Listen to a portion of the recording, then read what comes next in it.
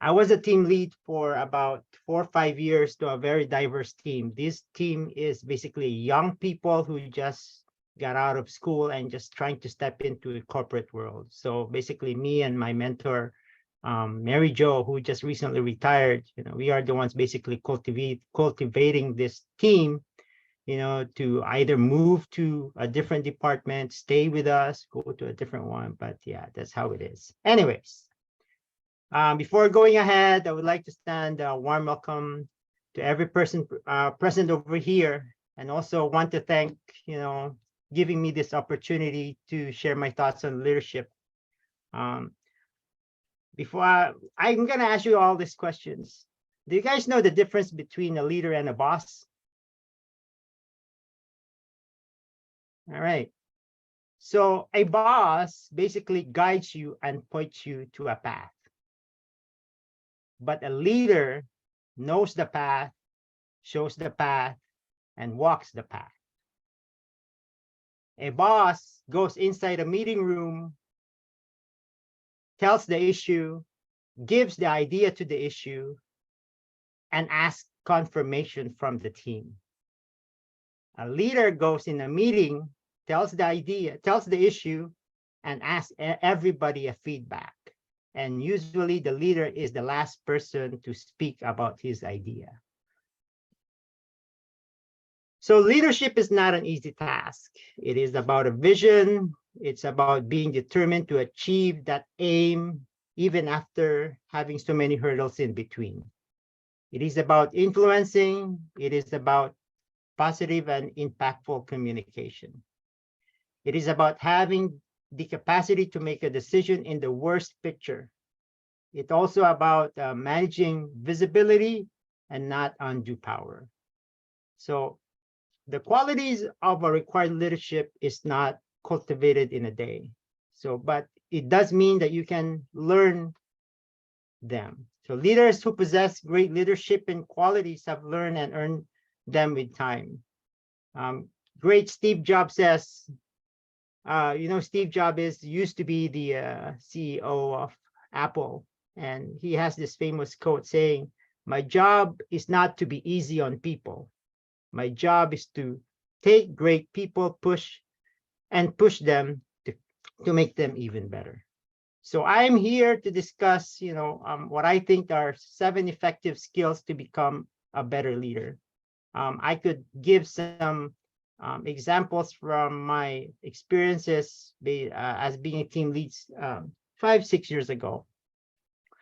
So whether you're responsible and leading a team, a department, or an entire company, developing effective management skills is essential to ensuring a positive experience for employees and successful outcome of your organizations. So even if you're managing teams for several years, taking some time to further develop or refresh your skill set can help you become a more productive leader. Here are 7 crucial leadership skills that will help you effectively manage your team. Number 1, interpersonal communication. So as a leader, communication skills are essential. Interpersonal communication is part of skills that focuses not only on your words, but also your tone, your body language, your expression, hand gestures too. When you watch some speeches in TED, there's a lot of hand gestures that they tell how they present their speech. So, and also the way they project their voice. So a lot of great speakers have those type of skills. But yeah, you don't learn it overnight. I was part of a speech club at the company I was working for, and yes, there were a lot of happy memories that you learn every week. Somebody is presenting, and yeah, you learn from them. Number 2 is active listening. Another communication skill every leader should embrace is active listening. In other words, listen carefully to their message, to the other person, and to the other person is delivering, and retaining information they share. This helps you better understand each member's personal needs, challenges, and concerns, and be proactive in addressing them. One of the biggest challenges I had when I was in a team lead is we have every quarter we have a co-op, and with this co-op, it they only have certain amount of time to work with us. So the way we have to open them up is basically listening them to their issues. They have a very diverse experience. Some of them are juveniles. They've been in prison, and you actually ask them questions. How is it in there? Some of them have kids at a very young age, so you need to listen, tell them their concerns, and eventually in time they'll open up. Number 3 is goal setting. One of the most difficult obstacles leaders face is unifying their team around common purpose and driving cooperation. Setting clear, measurable goals helps teams work together and they achieve their objective, helps them bond over shared success. Do you guys know the meaning of I've SMART? SMART is a system called specific, measurable, achievable, relevant, and time-bound. So this acronym is what I usually use for each person in our team to set up a goal. Right now, I have a SMART goal. I am planning to go on, I'm an avid biker during summer, so I've been biking a lot and everything until recently. 3 weeks ago, playing basketball, I tore my lower calf, so I can't literally walk. When I bike, I am struggling, so I have to set this goal. So what's my on a SMART, on S specific, what would be my criteria for that? So I'd like to be able to ride my bike for 160 kilometers. So how do I measure it? It's M. So I will ride my bike, 4 or 5 times a week, and I will have to have a feel for my leg if I could do it even further or even longer rides. A is achievable. Can I achieve this? Well, you know what? I've done this ride last year, and yes, I did it again. So now I'm gonna do it. I did it before. Now I'm gonna do it again. Now, R, is this relevant? Obviously, it's relevant because it's for my health, for my wellness, for me to get away with the kids, the wife, and the dog, which is very relevant. And yes, is it time bound? Yeah, I only have 7 weeks to do this. So if at some point I will not, if I'm not feeling good about it, then obviously, my goal is unsuccessful. But if I did it, then yeah, kudos for me. Okay, let's move on. Diplomacy is number 4. As a leader, you're critical. You're able to simultaneously support company goals as well as your team needs. Achieving this balance means maintaining good relationships with senior stakeholders as well as people for the parties. So this means your relationship with other teams, how you talk to them. It's always a give and take. It's always not gonna be, hey, I need a favor. Hey, I need a favor. Somebody's gonna be asking you, so you're gonna need to have a helping hand. That's where you build bridges to the other teams. If somebody needs some goods here, give them the goods, and at the same time give back. Number five one is conflict resolution.